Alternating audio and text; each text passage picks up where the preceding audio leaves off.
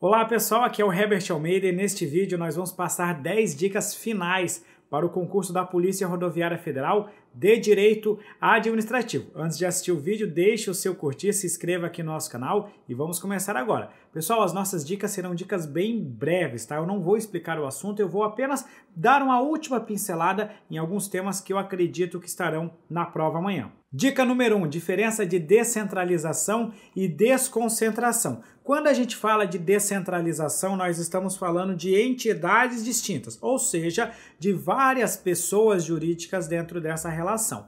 Na descentralização, nós temos vinculação, logo não temos hierarquia e também não temos subordinação.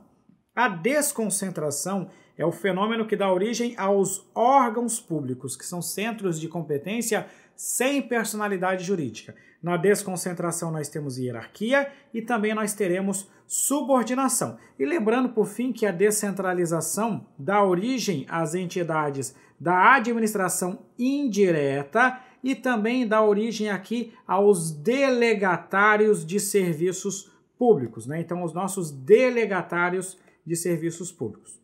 Dica número 2, autotutela e segurança jurídica. São dois princípios que volta e meia estão aparecendo em prova. Quando a gente fala da autotutela, a autotutela é a possibilidade que a administração tem de controlar os seus próprios atos. Envolve a possibilidade de anular os atos ilegais ou então de revogar os atos considerados inconvenientes ou inoportunos. Já o princípio da segurança jurídica é aquele que trata da estabilidade das relações jurídicas já constituídas. O objetivo é dar uma previsibilidade na atuação da administração, evitando que uma hora ela tome uma decisão num sentido e outra hora acabe adotando decisões em outro sentido. Um dos desdobramentos do princípio da segurança jurídica é o princípio da proteção à confiança, ou também chamado de princípio da confiança legítima, que é o seu aspecto subjetivo. Por este princípio aqui da segurança jurídica, no aspecto subjetivo, nós temos a confiança que nós, administrados, depositamos na legalidade da atuação da administração pública. Dica número 3, o poder de polícia, especificamente as fases do ciclo do poder de polícia. Dentro do ciclo do poder de polícia, nós temos a ordem, o consentimento, a fiscalização e a sanção. A ordem de polícia, também chamada de legislação de polícia, é quando são editadas aquelas normas que restringem ou limitam o exercício de direitos. O consentimento são atos de controle prévio do Estado, como, por exemplo, a emissão de um alvará de funcionamento. A fiscalização é quando você controla a observância dessas normas e a sanção é a aplicação de sanções. As fases de ordem e de sanção de polícia podem ser delegadas a entidades administrativas de direito público, como, por exemplo, as autarquias. Já as fases de consentimento e de fiscalização podem ser delegados tanto às entidades administrativas de direito público, como também às entidades administrativas de direito privado, como uma empresa pública ou uma sociedade de economia mista. Por outro lado, estas fases não podem ser delegadas a particulares, ou seja, a entidades privadas. Dica número 4, atos administrativos. Nós temos os atributos dos atos administrativos que formam o nosso mnemônico PAT, de presunção de legitimidade e veracidade, autoexecutoriedade, tipicidade e, por fim, a imperatividade. Para você diferenciar autoexecutoriedade de imperatividade, lembre-se que autoexecutoriedade é executar a decisão sem precisar de uma ordem ou autorização judicial. Já a imperatividade é impor uma obrigação a terceiro, mesmo que ele não queira sofrer esta obrigação. Os elementos ou requisitos de validade dos atos administrativos formam o nosso confiformob. Competência, que é o sujeito competente, finalidade, que é o interesse público, forma, que é o meio de exteriorização do ato, motivo, que são as razões que te levaram a praticar aquele ato, o pressuposto de fato e de direito, e por fim o objeto, que é o próprio conteúdo deste ato administrativo. Competência, finalidade e forma sempre serão elementos vinculados. Já o motivo e o objeto podem ser vinculados ou discricionários.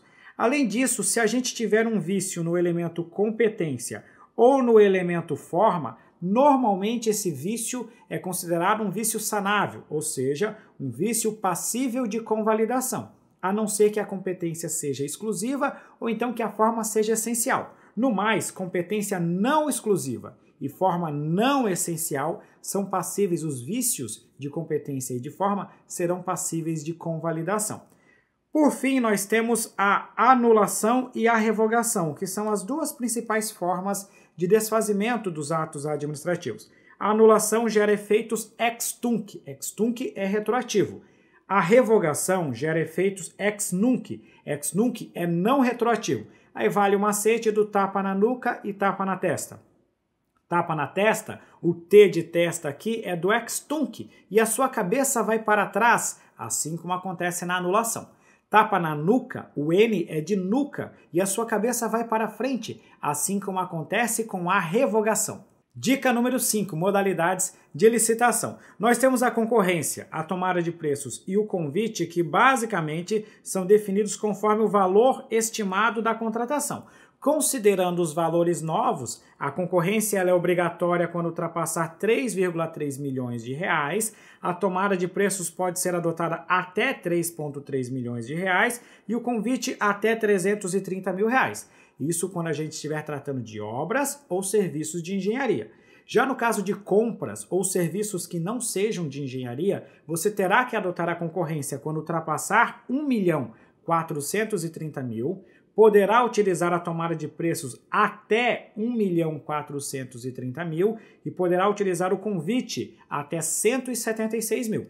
Vale a regra do quem pode mais, pode menos. Então, as modalidades mais complexas absorvem as situações das mais simples. Então, a concorrência vale para qualquer valor estimado de contratação, ao passo que a tomada de preços abrange, inclusive, os casos em que seria possível adotar o convite. O concurso serve para a escolha de trabalho técnico, científico ou artístico. Já o leilão é a modalidade para alienação de bens, e em regra para alienação de bens móveis, mas é possível utilizar o leilão também na alienação de bens imóveis, cuja origem haja derivado de procedimento judicial ou então de dação em pagamento.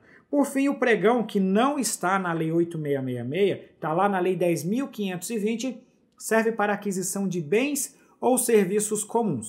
Dica número 6, inexigibilidade e dispensa de licitação. A inexigibilidade de licitação ela acontece quando a competição é inviável. Se não tem competição, não tem licitação. Quando não houver a possibilidade de você realizar um procedimento competitivo, a licitação será inexigível. A inexigibilidade, a lei de licitações, nos enumera 3 situações num rol meramente exemplificativo. A primeira situação é o que a gente chama de exclusividade de fornecedor. Quando só houver um fornecedor, a competição é inviável, logo a licitação é inexigível. A segunda situação é para a contratação de serviço técnico de natureza singular, com profissional ou empresa de notória especialização, sendo que é vedada essa situação para publicidade e divulgação. E por fim, a última situação é para a contratação de profissional de qualquer setor artístico, desde que ele seja consagrado pela opinião pública ou pela crítica especializada. A dispensa de licitação se subdivide em licitação dispensada e dispensável. A dispensada é para alienação de bens no artigo 17 e trata de uma situação em que a lei determina que não se faça a licitação. A licitação dispensável, que é mais cobrada em prova, está no artigo 24 e trata de situações em que o legislador autoriza que não seja realizada a licitação pública, ou seja, será uma decisão discricionária. Alguns exemplos de licitação dispensável são a licitação de baixo valor, que é 10% do limite do convite, situação de guerra ou calamidade pública, licitação deserta, desde que não seja possível repetir o certame sob pena de prejuízo para a administração pública e sejam mantidas as mesmas condições, contratação de organizações sociais, reforma de presídios quando houver risco iminente para a segurança pública. Dica número 7, responsabilidade civil do Estado. Nós temos basicamente 2 teorias que fundamentam a responsabilidade civil do Estado. A regra é a aplicação da teoria do risco administrativo. Então, se a questão perguntar genericamente Qual a teoria que trata da responsabilidade civil do Estado no direito brasileiro? É a teoria do risco administrativo. Essa teoria tem duas características. Primeiro, que ela tem uma responsabilidade civil do tipo objetiva, ou seja, aquela que independe da demonstração de dolo ou culpa. Esta teoria ela admite excludentes de responsabilidade civil, que são o caso fortuito ou força maior, a culpa exclusiva da vítima ou o ato exclusivo de terceiros. Nessa teoria aqui, nós temos basicamente a responsabilidade civil por ações e também por aquilo que a gente chama de omissões específicas. Omissão específica é aquela que acontece quando o Estado tem um dever específico de cuidado, que é o que acontece, por exemplo, em relação aos preços. Já quando houver uma omissão do poder público, a teoria aplicada será a teoria da culpa administrativa. Nessa teoria aqui, a responsabilidade civil do Estado será do tipo subjetiva, uma vez que você terá que demonstrar uma omissão culposa do poder público, ou seja, o poder público se omitiu numa situação em que ele poderia ter evitado a ocorrência daquele dano. Se a questão perguntar genericamente qual teoria fundamenta a responsabilidade civil por omissão, essa teoria é a teoria da culpa administrativa ou culpa do serviço. Mas eu lembro, e acabei de mostrar para vocês, que tem a omissão específica e a omissão genérica. Na omissão específica é risco administrativo. Na omissão genérica, esta sim será a teoria da culpa administrativa, conforme a gente acabou de analisar. Então esta é a nossa omissão genérica, portanto. Dica número 8, controle da administração pública. Nós temos o controle de legalidade e o controle de mérito. O controle de legalidade ele pode ser realizado tanto pelo Poder Judiciário como também pela própria administração pública. A diferença é que o Poder Judiciário somente pode agir se houver alguma provocação. Já a administração pública exerce esse controle agindo de ofício, ou seja, pela sua própria iniciativa, ou então quando for provocada por alguém, exercendo aqui o que a gente chama de autotutela. Já o controle de mérito é aquele controle que faz o juízo de conveniência e oportunidade. Essa prerrogativa é exclusiva da administração pública. Logo, quem faz controle de mérito é a administração pública e não o Poder Judiciário. A nossa dica número 9 trata do direito de greve dos servidores públicos. A Constituição Federal veda o direito de greve por parte dos militares, tanto das Forças Armadas como da Polícia Militar e também do Corpo de Bombeiros. Por outro lado, a Constituição Federal concede o direito de greve aos servidores públicos civis. No entanto, o STF foi chamado a se pronunciar sobre o assunto e entendeu que os policiais civis e demais servidores da área de segurança pública não possuem assegurado o direito constitucional à greve.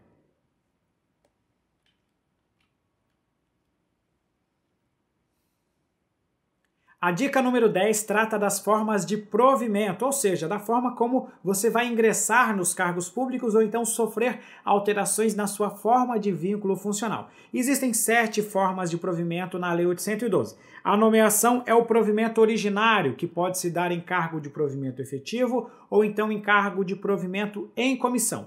Na promoção, nós vamos ter o servidor subindo nos níveis dentro da organização da sua carreira. Na readaptação, o servidor vem sofrer algum tipo de limitação dentro da sua capacidade física ou mental que impeça o exercício das atribuições do seu cargo. É o caso de, por exemplo, um servidor que sofreu algum tipo de acidente. Na reversão, nós temos o retorno à atividade do servidor que estava aposentado. A Lei 812 prevê 2 formas de reversão.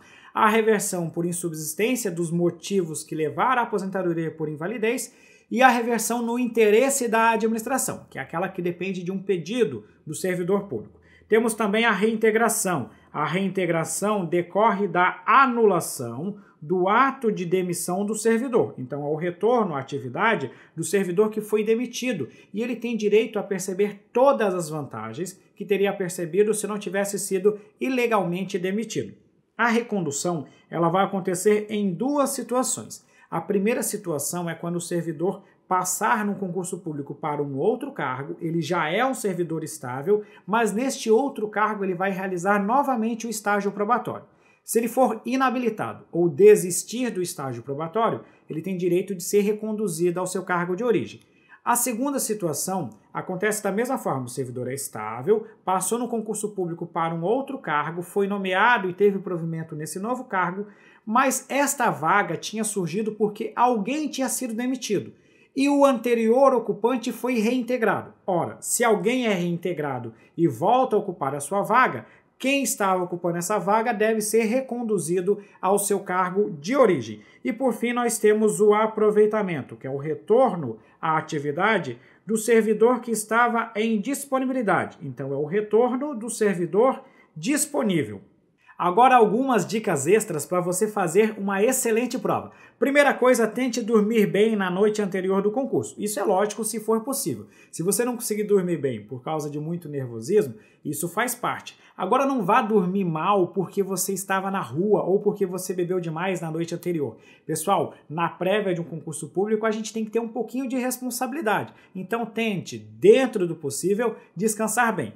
Além disso, separe o material que você vai precisar já no dia anterior. Já separe as suas canetas, a sua água, aquele lanche, né, aquele material que você vai consumir durante a prova, já no dia anterior. Além disso, chegue cedo no local da prova. É muito melhor você chegar cedo e ficar esperando do que você chegar nos minutos finais e já passar por um nervosismo logo no deslocamento do local da prova. Lembre-se que as regiões em que haverá a prova terá uma circulação maior do que o comum, então muito provavelmente você pode pegar algum tipo de trânsito, se for com seu próprio carro vai ter dificuldade para estacionar, então se possível não vá com seu carro, peça para alguém te levar, pegue um Uber, um táxi ou algum meio de deslocamento, mas chegue cedo no local da prova. Além disso, pessoal, tenha bastante tranquilidade. Tudo o que você poderia fazer, você já fez previamente. No dia da prova é só colocar em prática os seus conhecimentos. Pessoal, tenha tranquilidade e faça uma excelente prova, porque esse concurso da Polícia Rodoviária Federal será o seu concurso, será a sua oportunidade de mudar de vida. É isso aí, galera. Agradeço muito. Se você ainda não deixou o curtir e ainda não se inscreveu no meu canal, aproveite para fazer agora e fica aqui o meu agradecimento do fundo do coração e o meu desejo de uma excelente prova. Um grande abraço!